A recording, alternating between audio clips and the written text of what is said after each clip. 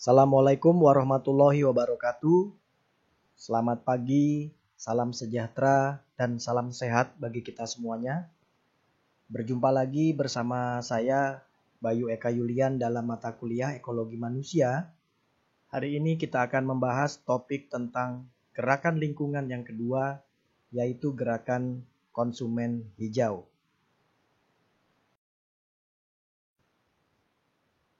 Tujuan dari pengajaran pada hari ini adalah setelah mengikuti perkuliahan ini, mahasiswa diharapkan mampu menjelaskan dan menganalisis gerakan lingkungan. Dalam hal ini yaitu gerakan konsumen hijau. Berikut ini adalah struktur penyajian kuliah. Yang pertama yaitu kami mengajak mahasiswa untuk memahami terlebih dahulu tentang konsumerisme dan kemudian memahami tentang pengertian dari anti-konsumerisme, ini sebagai antitesis dari konsumerisme, dan kemudian yang terakhir adalah memahami gerakan konsumen hijau.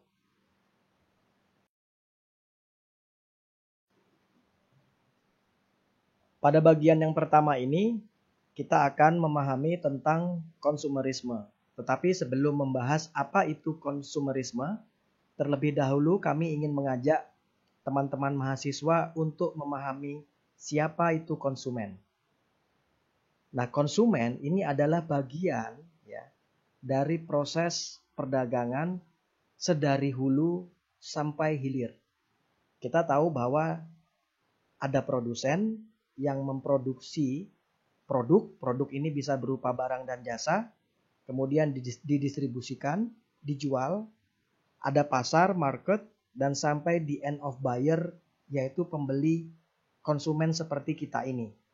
Jadi, konsumen ini berada dalam sistem rantai tata niaga dari hulu, di mana proses produksi itu berlangsung, kemudian didistribusikan, sampai di pasar dan hingga siap untuk dikonsumsi.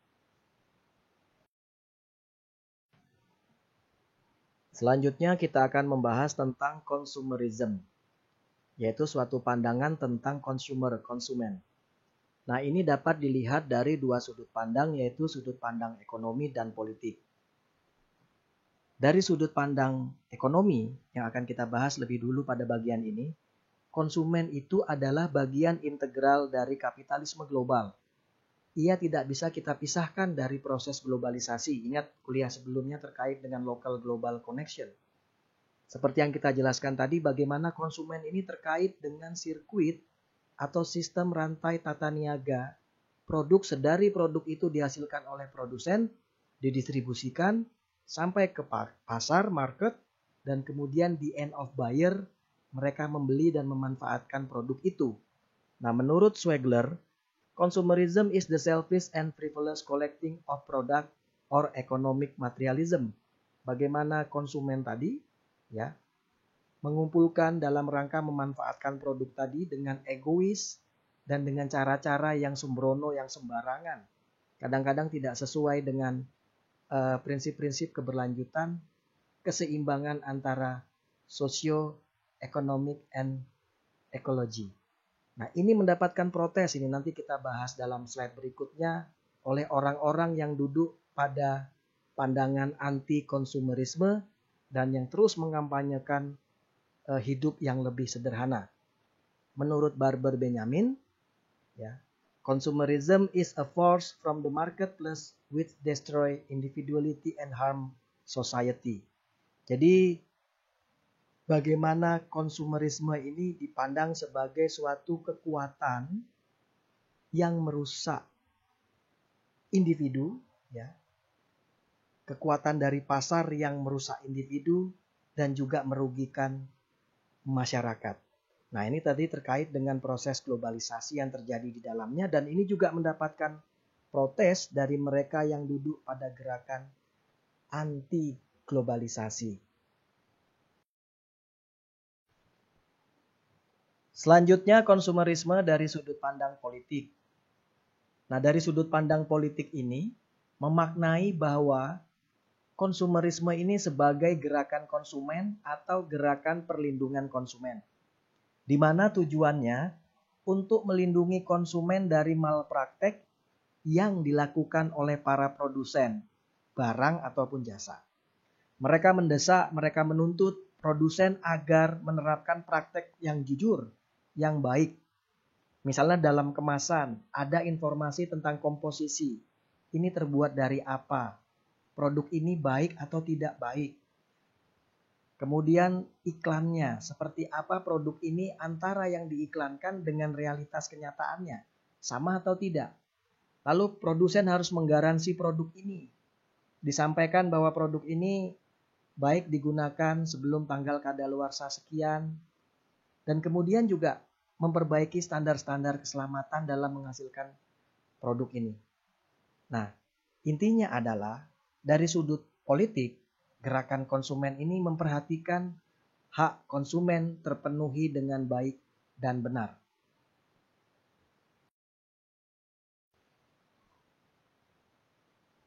Sejarah panjang konsumerisme ini tidak bisa juga kita lepaskan dari revolusi industri yang telah terjadi. Pada waktu itu tumbuhnya kemampuan produksi massal ya oleh organisasi produksi perusahaan besar dalam menghasilkan produk-produk yang dibutuhkan oleh masyarakat. Nah, di balik itu semua juga hal ini didukung oleh kolonialisme yang membuka sumber-sumber bahan mentah yang murah yang menyediakan raw material bagi sistem produksi tadi. Nah, selain itu juga ada manajemen ilmiah. Ada bapak manajemen ilmiah, di situ adalah Frederick Charles Taylor. Dia mempelajari bagaimana sistem manajemen perusahaan itu bekerja dari produksi hingga menghasilkan output jadi. Ternyata ia melihat bahwa proses-proses yang terjadi tidaklah efisien. Sebab permasalahannya adalah ada pada pekerja. Sehingga disinilah peran manajemen penting untuk membuat perencanaan dan kemudian membuat proses pelaksanaan dari perencanaan itu dan kemudian melakukan evaluasi pada bagian-bagian mana yang perlu diperbaiki. Nah, ini juga pada waktu itu Henry Ford ya, pemilik perusahaan Ford, menerapkan sistem produk mobil pertama yang memungkinkan produksi massal dengan standarisasi pengukuran yang jelas, presisi, ada proses division of labor di situ, pembagian kerja, mulai dari yang besar sampai yang kecil. Ini dikenal sebagai dengan Fordism. Juga tidak kalah penting dengan revolusi digital yang terjadi hingga saat ini. Bagaimana perkembangan revolusi 1.0 sampai 4.0 saat ini memungkinkan sistem ekstraksi sumber daya alam, pengolahan bahan mentah tadi, dan produksi menjadi sangat efisien, makin efisien. Desain produknya semakin bagus, semakin ergonomis, semakin menarik, dan pemasaran serta distribusi yang efisien. Misalnya dengan menggunakan aplikasi digital.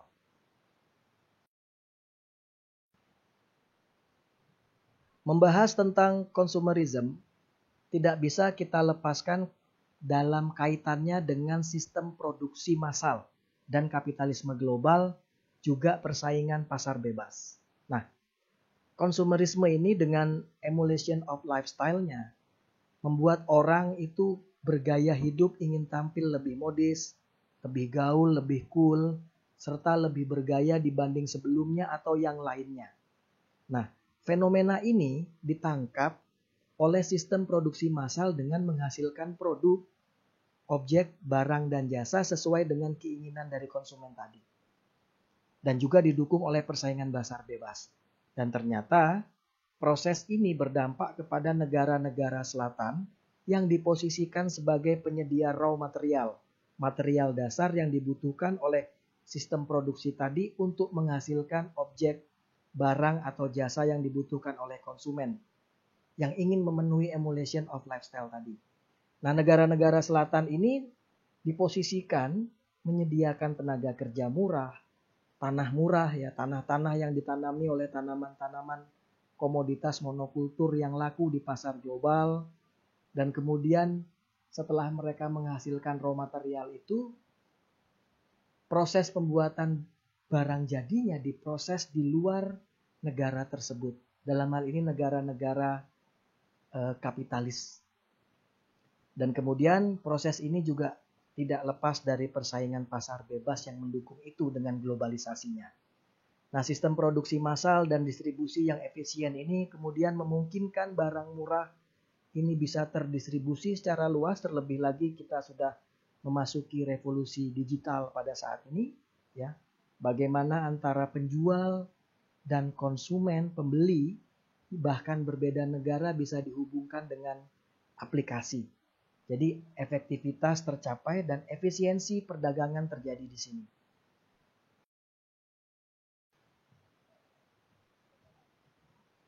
Pada akhirnya terjadi perubahan pola konsumsi. Konsumsi ini tidak lagi didorong oleh kebutuhan atas suatu objek produksi berupa barang atau jasa. Tetapi kebutuhan kita mengkonsumsi image yang diasosiasikan dengan objek yang dikonsumsi itu. Nah, image ini menjadi lebih penting ketimbang objeknya. Ya, misalnya teman-teman mahasiswa punya handphone dan merasa bahwa handphonenya itu sudah jadul, padahal fungsinya masih bisa mencukupi kebutuhan teman-teman.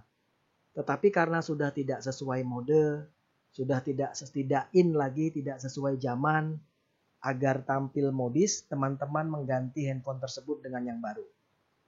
Nah, dalam prinsip emulation tadi kita sudah mendiskusikan tentang emulation of lifestyle. Orang ingin tampil lebih gaya, lebih modis, lebih gaul.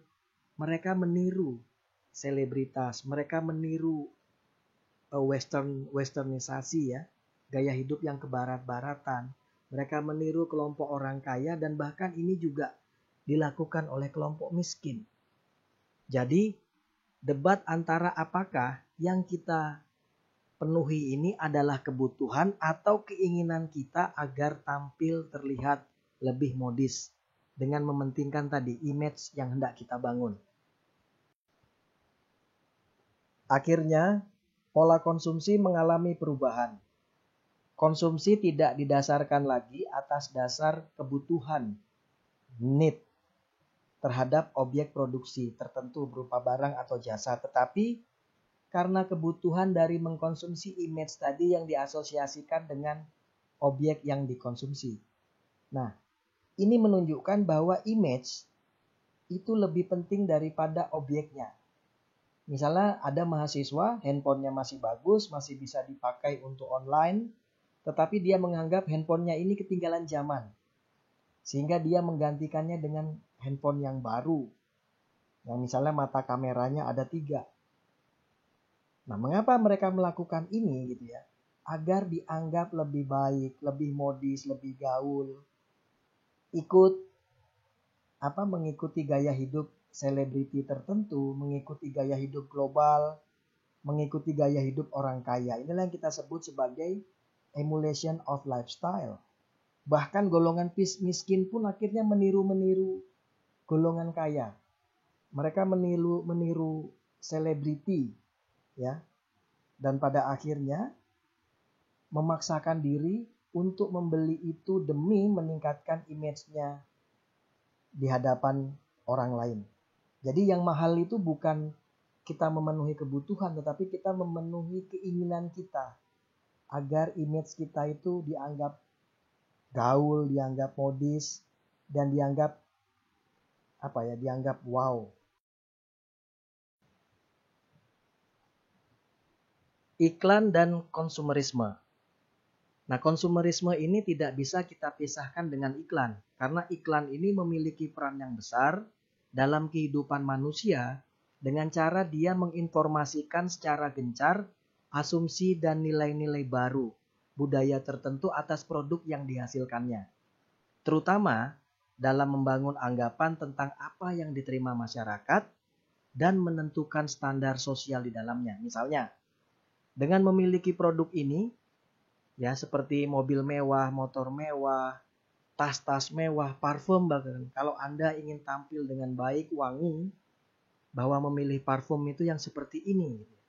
Dengan memiliki produk ini, image dan popularitas Anda itu dijamin lebih baik dari yang lain. Ini terkait dengan emulation of lifestyle tadi yang kita jelaskan sebelumnya. Nah, melalui iklan tadi dibentuklah image, misalnya dengan memiliki barang yang berharga, maka konsumen tadi dikonstruksikan memiliki aktualisasi diri yang kuat dan keutuhan serta keamanan kehidupannya. Misalnya, hidup Anda menjadi lebih sempurna, lebih lengkap, keren kalau Anda punya mobil bagus. Nah, iklan ini menciptakan hiperrealitas ya, di mana komoditas-komoditas yang dijajakan tadi tampil seolah-olah sebagai kunci ketika kita hendak mencapai apa yang dikatakan kesuksesan dan kebahagiaan. Misalnya, ketika kita mampu mengendarai mobil mewah, makan makanan yang premium ya, yang mahal sekali di restoran yang luar biasa, wah, keren sekali. Dan itu membentuk image bahwa konsumen tadi adalah konsumen yang kaya raya, yang hebat dan luar biasa.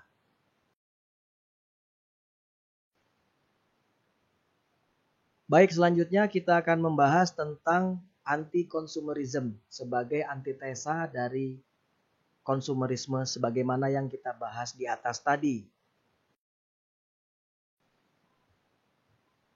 Anti-consumerisme merupakan pandangan atau ideologi sosial politik yang berlawanan dengan konsumerisme.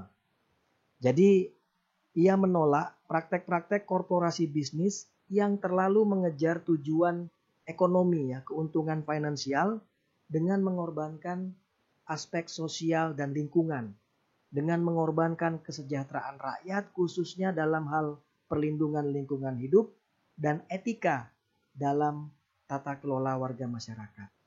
Nah, secara politik gerakan anti konsumerisme ini dia hampir sama, tumpang tindih dengan gerakan lingkungan seperti yang dijelaskan dalam kuliah sebelumnya, dan juga sama dengan gerakan anti globalisasi dan juga gerakan perlindungan terhadap hak hewan, animal right.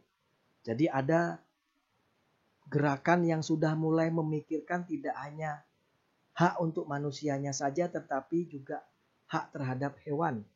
Bagaimana ketika manusia akan mengkonsumsi hewan, mereka memperlakukan hewan itu dengan baik ya, disembelih dengan baik, diolah dengan baik, dimasak dengan baik, dan hingga bisa dikonsumsi dengan baik oleh manusia.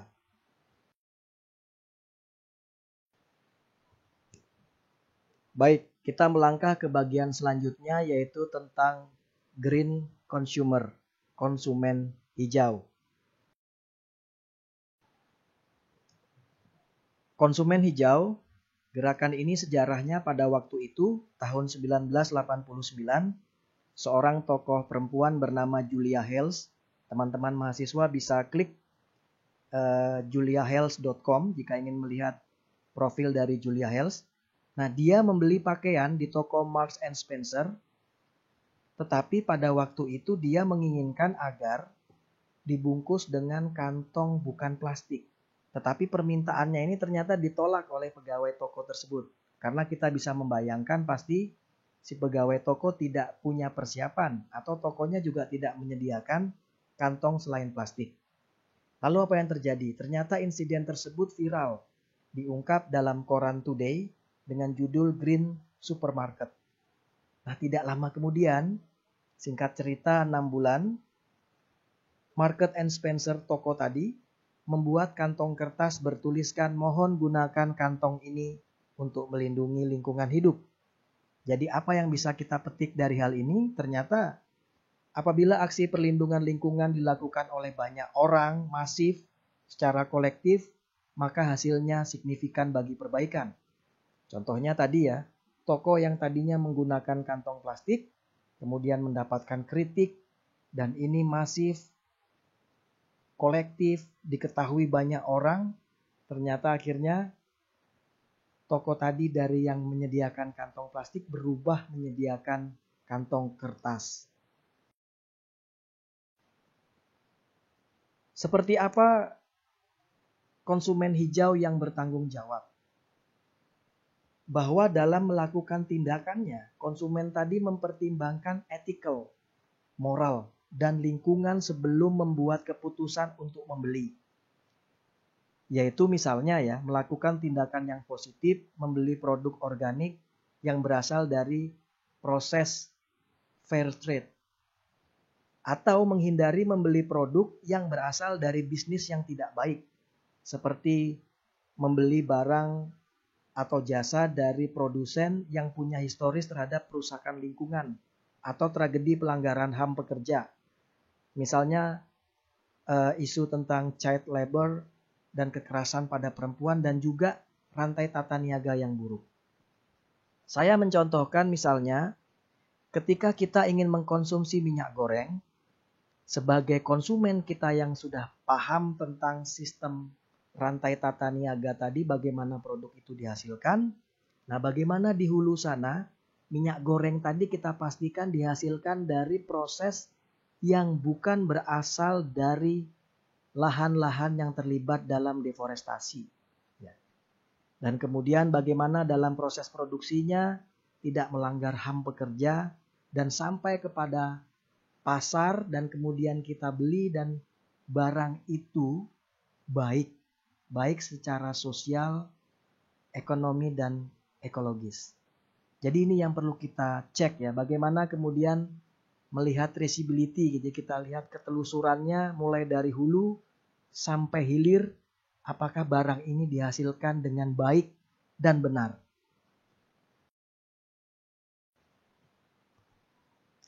Konsumen hijau atau konsumen yang bertanggung jawab itu bisa kita bandingkan dengan melihat pola pikir old consumer dan new consumer. Yang di sebelah kiri itu old consumer, yang di sebelah kanan itu new consumer. Old consumer, dia selalu memilih barang atau produk termasuk jasa dengan harga yang paling murah. Padahal yang paling murah ini belum tentu baik dan benar dari sisi sosial, ekonomi, dan ekologi. Tetapi new consumer selalu melihat nilai total yang dia dapatkan tidak hanya dari sisi ekonomi, tapi dari sisi sosial dan ekologinya juga dia pertimbangkan.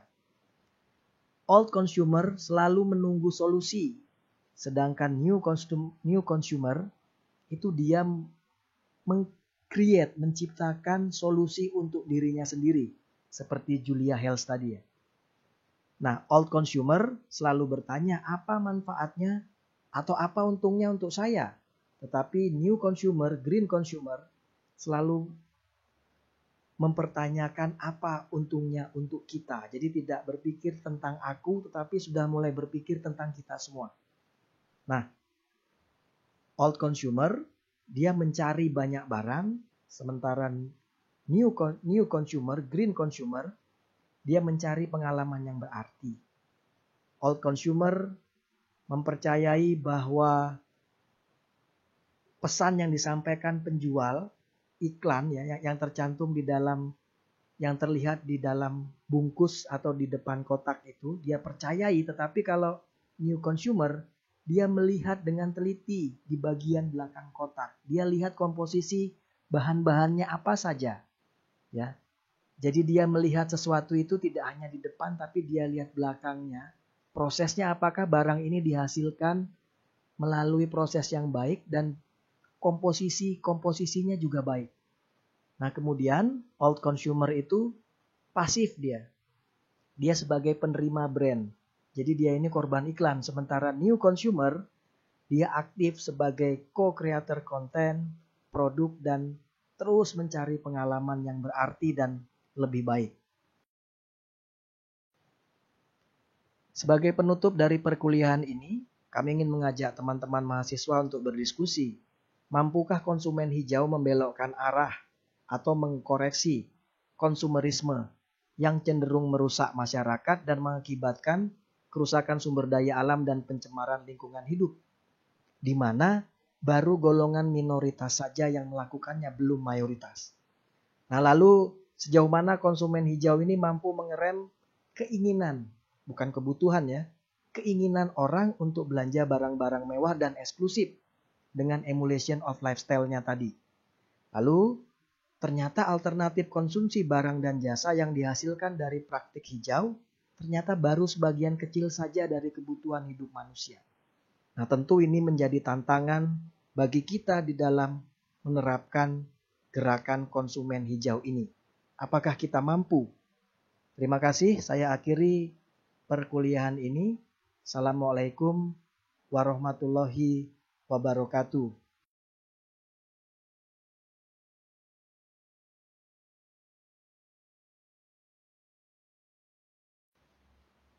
Semoga apa yang kita diskusikan ini memberi manfaat dan teman-teman mahasiswa memiliki nilai-nilai baru tentang apa yang kita sebut sebagai konsumen hijau. Terima kasih.